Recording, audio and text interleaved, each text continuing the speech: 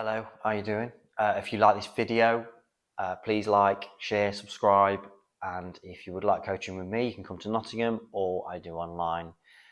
All the information you need is in my bio. So this week, I want to speak about timing. I've had loads of requests about timing, what it is, how you do it. So here it is. Timing, what is it? So I've talked quite a lot about it.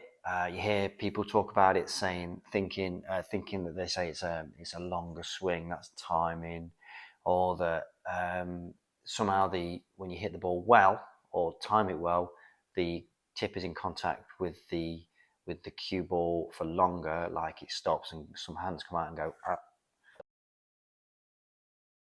don't think it's that.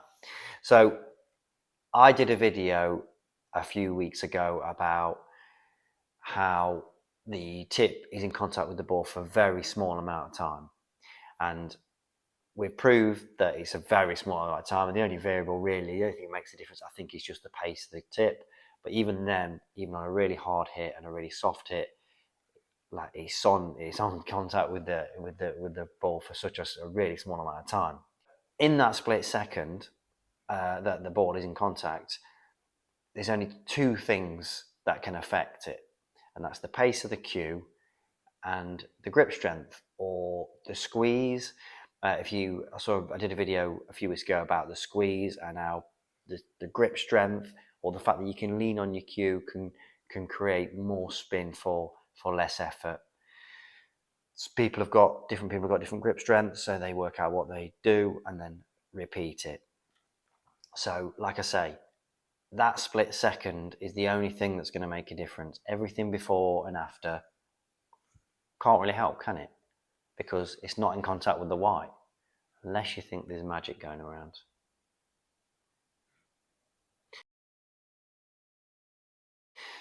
I don't think there's magic. I think that split second, that contact point is the only thing that's going to make a difference. So we need to work towards affecting that point. So when you think about timing, you think about a clock. And a clock has got cogs in it, both working together to create the perfect movement.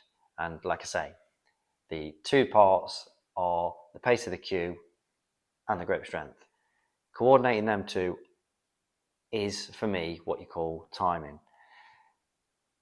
You see a lot of players, you see a lot of professionals on the telly, especially when they're getting a bit nervous, that they start losing the white before they'll start missing pots.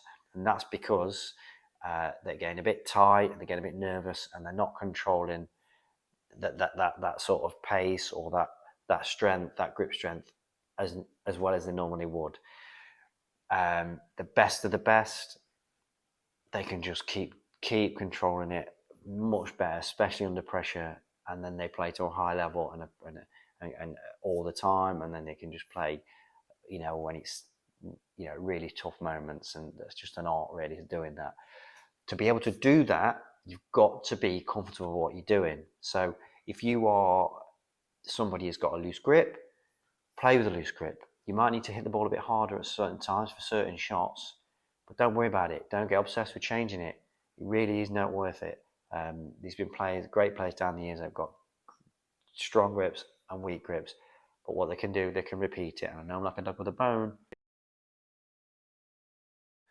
Don't get wrapped up in the circle of death, trying to change things, this, that, the other, because you'll forever be doing it. Look at one player there, well, he's playing well, I'm going to try that, and then it won't work, or it might work for a bit, and then I'm going to try that, oh, that's not going to work, and then before you know it, you need a coat with long arms. No good. I've been there. It's a bad one. So I've done a video showing what I think, my interpretation of timing and how I do it, and see what you think. Right, as an example of what I think timing is. So, like I said, the only things that can affect the shot at contact is the pace of the cue and the amount of grip strength. Everybody's got a different grip strength. You find what you're comfortable with, and you can repeat it, and then you can work out how you play certain shots, and you find your timing, if you want to call it like that. I think sometimes a longer swing helps because, like I say, it gives you time to get that right grip on for the shot you're trying to play.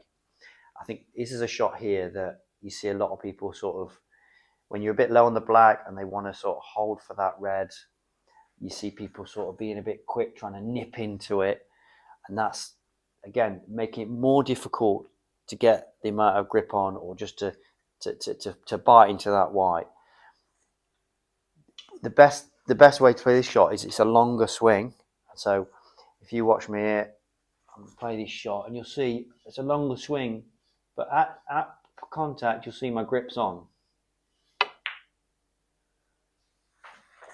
And I sort of just float through the white and he seems to get quite a lot of spin on for not a lot of effort. Played absolutely perfect, to be fair. But yes, find your grip strength and then practice, and then you'll be able to work out how hard you have to hit certain shots, the pace of the cue that will suit you, and then you can sort of, you'll find your timing, so to speak, and then you'll be able to sort of control the white a lot more, or a lot easier and a lot better, and then hopefully you'll score better and win every tournament you ever enter. So there you go. Hit that well, didn't I? Very nice. As you can see, I am controlling my hand with the pace of the cue to get the response that I want. And that, for me, basically what is timing. I don't see how it can be anything else because, like I said earlier, there's nothing else can affect the ball, can it? Because it's an earshot. Otherwise, it's just that split second. Obviously, different cues will have different reactions, tips, ferrules, but obviously you've got your own cue. That's going to be consistent. You sort of get used to it, and then you sort of work with it. So that's it. Please comment, ask any questions, agree with me, disagree with me. Not that you can, obviously. Yeah, see you soon.